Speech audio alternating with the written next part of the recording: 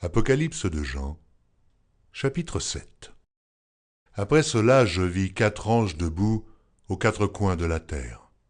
Ils retenaient les 4 vents de la terre, afin qu'il ne soufflât point de vent sur la terre, ni sur la mer, ni sur aucun arbre.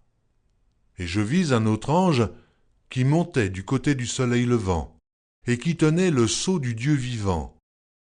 Il cria d'une voix forte aux 4 anges à qui il avait été donné de faire du mal à la terre et à la mer, et il dit : « Ne faites point de mal à la terre, ni à la mer, ni aux arbres, jusqu'à ce que nous ayons marqué du sceau le front des serviteurs de notre Dieu. » Et j'entendis le nombre de ceux qui avaient été marqués du sceau, 144 000, de toutes les tribus des fils d'Israël.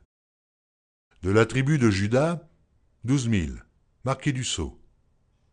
De la tribu de Ruben, 12 000. De la tribu de Gad, 12 000.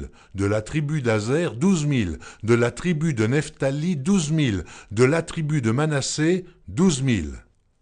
De la tribu de Siméon, 12 000. De la tribu de Lévi, 12 000. De la tribu d'Issachar, 12 000. De la tribu de Zabulon, 12 000. De la tribu de Joseph, 12 000. De la tribu de Benjamin, 12 000, marqués du sceau.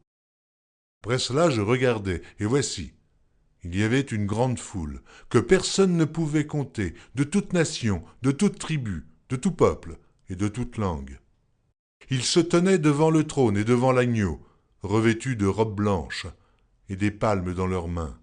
Et ils criaient d'une voix forte en disant : « Le salut est à notre Dieu, qui est assis sur le trône et à l'agneau. » Et tous les anges se tenaient autour du trône et des vieillards, et des 4 êtres vivants.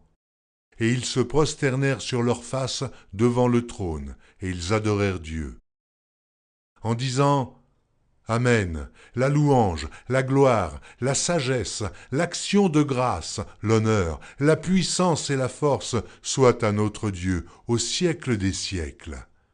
Amen. » Et l'un des vieillards prit la parole et me dit : « Ceux qui sont revêtus de robes blanches, qui sont-ils ? Et d'où sont-ils venus ?» Je lui dis : « Mon Seigneur, tu le sais. » Et il me dit : « Ce sont ceux qui viennent de la grande tribulation.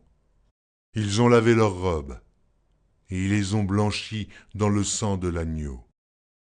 C'est pour cela qu'ils sont devant le trône de Dieu, et le servent jour et nuit dans son temple. Celui qui est assis sur le trône dressera sa tente sur eux. Ils n'auront plus faim, ils n'auront plus soif, et le soleil ne les frappera point, ni aucune chaleur. Car l'agneau qui est au milieu du trône les paîtra, et les conduira aux sources des eaux de la vie, et Dieu essuiera toute larme de leurs yeux.